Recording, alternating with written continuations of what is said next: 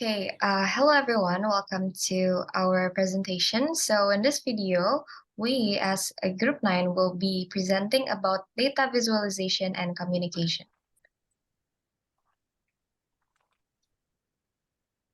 And here are the overview of our objectives that we will be discussing in this presentation. Next. And here are the group members. My name is Indira, and we also have Ilma, Faza, and Leticia in here. Next. So the first objectives that we will be discussing is to differentiating between communicating results using statistics and visualizations. Next. But before we go further into differentiating between those two, we need to know why is communicating results is very important. So after the data is finished being analyzed, making the data understandable is one of the most crucial things, and the results of data or information should be shared with stakeholders in a clear and concise manner. And then when those results are communicated appropriately, the results are made easier and quicker to interpret for everybody so that it can help to process the information faster, which leads to finding insights quickly and then moves to making a decision quicker. And then statistics and visualizations as an important tools here for communicating data results. However, they have different purposes. Next.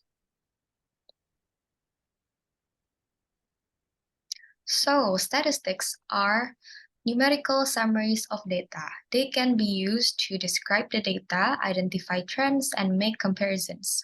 Some common statistical measures include mean, median, mode, standard deviation, correlation coefficient, and so on, while visualizations are graphical representation of data. By translating information into visual form, it will be ensuring that everyone is sharing a unified understanding. Common visualizations include charts, graphs, and maps. Over here, we can see the comparison table of statistics and visualizations. Next. And then in this slide, we can also the outputs of visuals and statistics. As everyone may see, the statistics consist of data sets, consists of numerical summaries of data, while the visuals here are more representing the graphical so that they translate the information into visual forms. I think from this outputs, it can be seen clearly the difference between the statistics and the visuals. Next.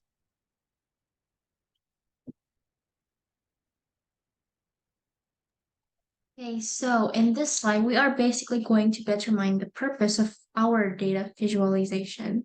So basically, visualization are essential for assessing KPIs and financial data to choose the right communication method, ensure data reliability, and of course, consider whether you are explaining past analysis or exploring data. So in this slide, we have quadrant 1 and 3 versus quadrant 2 and 4.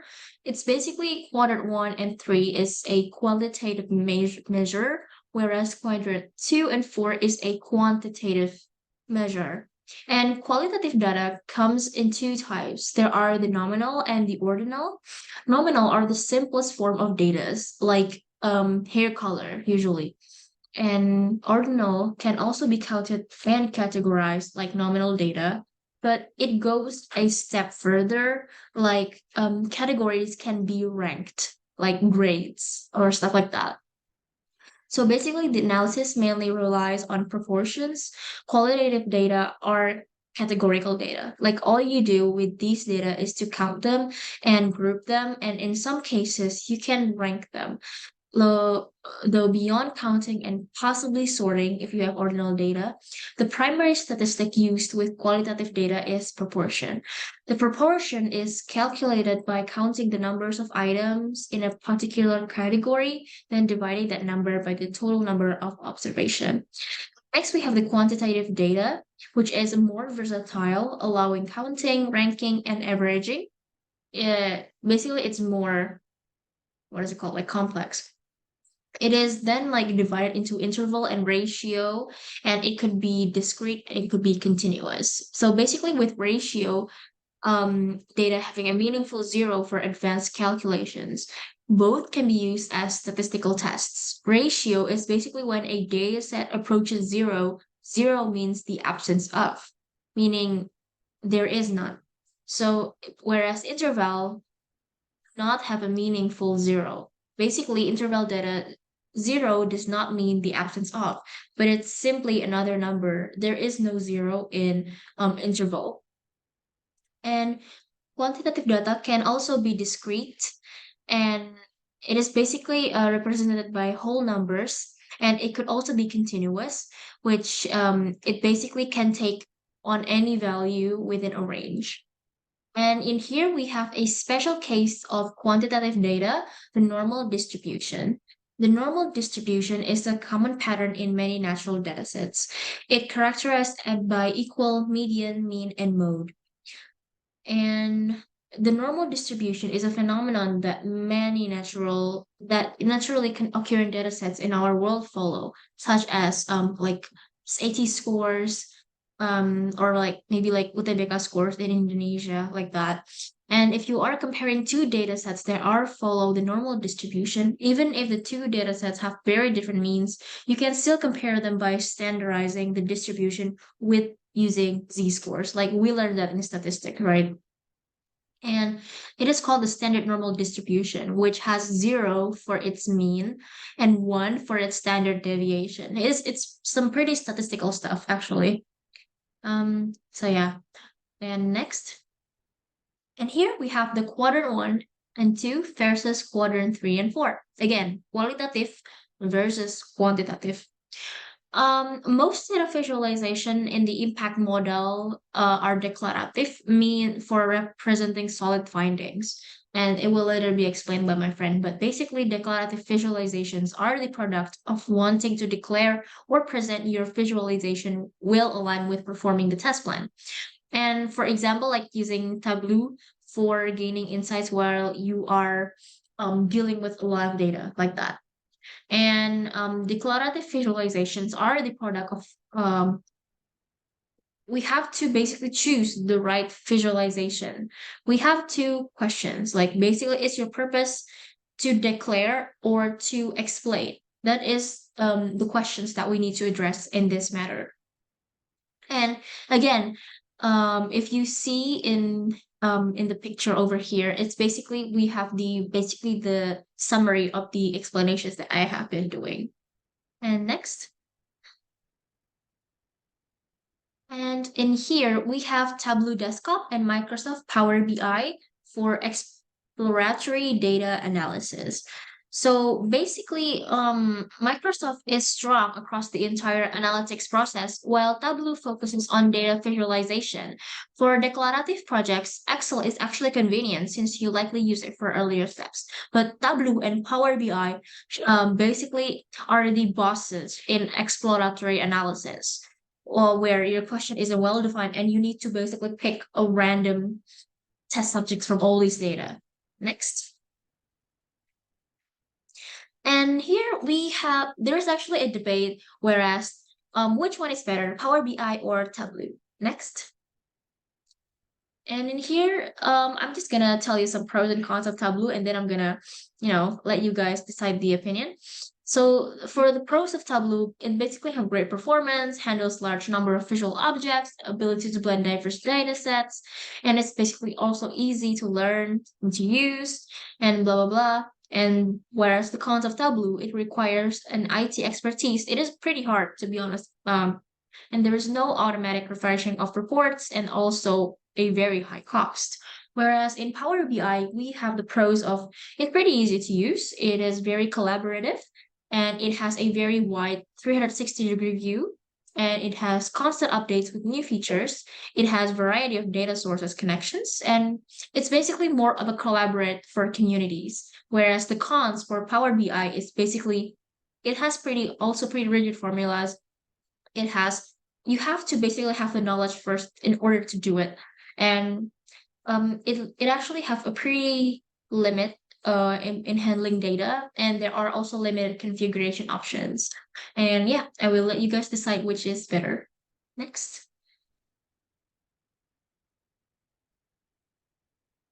Okay, so once all the data has been compiled, how do we pick the right chart? So in the decision in picking the right chart, we need to determine first, is the data qualitative or quantitative? Next. If the data is qualitative, the commonly used chart are bar charts, pie charts, or stack bar chart. While there are also other options such as tree maps, heat maps, symbol maps, and also word cloud. Well, if the data is quantitative, we can use box and whisker plot, scatter plot, line chart, and even field map. Next. And here I will give you a little illustration of the conclusion of which chart should be used and the example of it.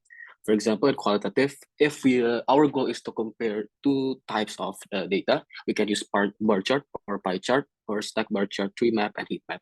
But if we want to show data that has a relation to the geographic, we can use the symbol map. While for text data, we can use word cloud. On the other hand, if the data is quantitative, to detect outlier, we can use box and whisker plot. And if we want to compare the relationship between two variables, we can use the scatter plot. And to show a trend of something over time, we can use the line chart. And lastly, for the quantitative geographic data, we can use field map and not the symbol map like in the qualitative. And for the next slide, I will give a little illustration, an example of using the charts according to its function. As mentioned before, the bar charts are used for comparison. And in this case, the bar chart itself is comparing for the flavor preferences by gender between female and male in chocolate, strawberry, and vanilla. And for the second illustration is the quantitative data, which shows the trend. And this we use the line chart. And it shows the total sales of food and drink over in a period of a year from January until December. And next. And here, this is a little example of which chart is better to show the data. In the left side, we have the bar chart, and in the right-hand side, we have the stack bar chart. And for the correct answer is in the right-hand side. Why? Because we integrate two bar charts, and this illustration is easier to be seen by people to see the data, which one is higher or lower, as the right-hand side integrates the new estimate and old estimate and can be seen which one is higher and lower. And that's all of how to pick the right chart.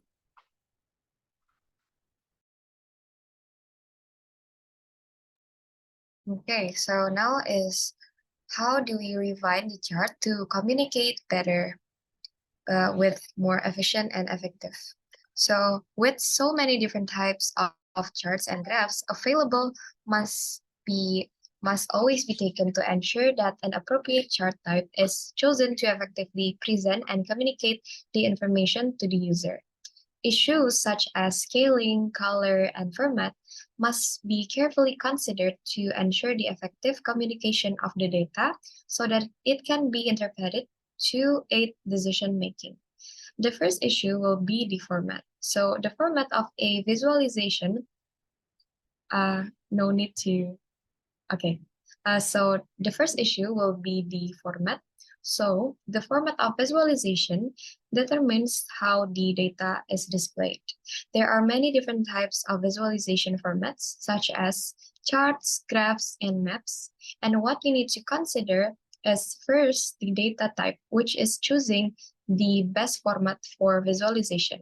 For example, you can use the line chart to visualize numerical data, or you may use the pie chart to visualize categorical data. And then the second one would be the data scale.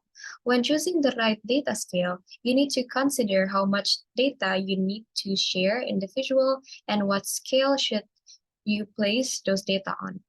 we need to be careful to not over-exaggerate the height or the baseline so that your trend line or bar chart is not over or under-emphasized. And the last issue will be the colors. So colors can be used to highlight different parts of visualizations, to differentiate between different categories of data, and to make data more visually appealing. And then we have to keep in mind that do not use multiple colors to represent the same type of data. We also need to be careful to not use color to make the chart look pretty, because the point of visualization is to showcase insights from your data, not to making an art. And then another point that needs to be considered is that we need to understand the different meaning of the colors. For example, red meaning something negative, so that we would want something to stop, or green being something positive that we want to continue, just like the traffic lights. And then after the chart is fully colored, we need to keep in mind that we have to convert it into a grayscale to ensure that the contrast still exists, as well as ensuring that every audience can interpret the visuals, including the colorblind audience. Next.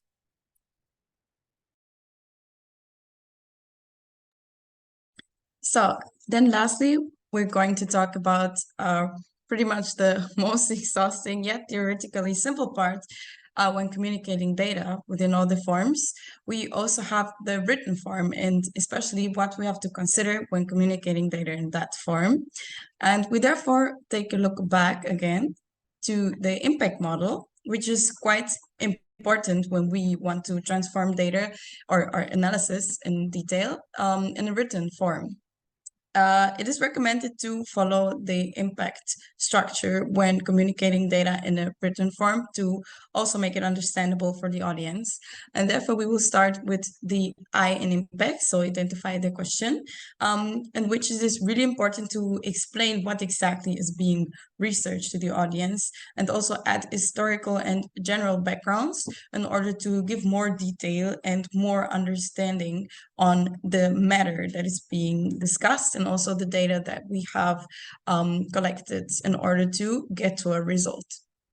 And continuing with the mastering of the data, for the written form of the mastering of the data, it is really important that we kind of decide what detail we need and how deep we go into the material regarding on who exactly our audience is. We therefore compare, for example, between a general listener or reader in that case, when we're talking about the written form, and the person that is higher scientific level, for example, an IT expert who therefore wants to know more information, wants to know more detail about the process, and in that case would be rather approached with the ETL process instead of a casual reader. And this is also the case for the performance of the task plan. When writing down the performance of the task plan, it is also important to know who I'm addressing the written form to, and therefore decide how much detail we need, how much of jargon also, and how we exactly explain what we're doing. And not only for the performance of the task plan, but also for the addressing and the refining of the results. As well as for the previous points, it is still important to decide who's our audience and how we want to address it, and how we can make it more understandable for them, and therefore what details we're going to include and not. And in that case, this process of the written form tends to be a bit complicated, because it is often hard to tell what details are needed, what details are not needed, since all of these things often based on assumptions of the person who's actually writing the text, and not always on given standards, given mandatories from the person who wants to receive the information. It's not always the case. We continue our impact model in a written form with the communication of the insights, which is often supported by visualization. We had a lot of examples in the previous part of the presentation, and in the written form, it is also highly important to, first of all, explain what the reader is seeing and why we use the certain visualization for certain data, and also make sure that it's referred to the right paragraph, which often tends to be confusing if it's not made properly. It's also like quite comparable with citations when writing a text, is the same with visualizations when writing a text. And lastly, when coming to the tracking of the outcomes and the impact model in the written part, it's literally a kind of conclusion and evaluation of the outcomes, which is always important in any written form of an analysis. And in that, it is also important that the reader understands the evaluation and also requirements for follow-ups or frequencies of the report or of similar projects that can be used in the future and therefore have a high value for the reader and not only is just simple information. And given all that, we can say that it is highly important that when writing data or a data analysis, to know who exactly it is addressed to. So who is my audience is a highly important question, and therefore also what my audience needs to know. It's important to identify both to know what you're going to include. And sometimes the audience is kind of made up of multiple groups. And in these cases, it's highly important to know who belongs to what group and make multiple versions of the data analysis instead of one written form that goes to all of the group members kind of, or all different groups in the audience. So in that case, it's better to not confuse people. If you have high expertise people in your audience, as well as just your friends who passed by to listen to what you have to present, you prepare two different versions in order that the reader actually understands what you want to say. And with that, it can be said that also when revising the written form of the results, it is important to be aware of the reader's feedback and kind of hold back or ignore their own feedback and what you want to bring into the text, because it's not about what you want to say, but what you want the reader to understand. And therefore, it's important to kind of create the text according to their feedback, their standards, and their understanding, instead of what you know and what you want to say.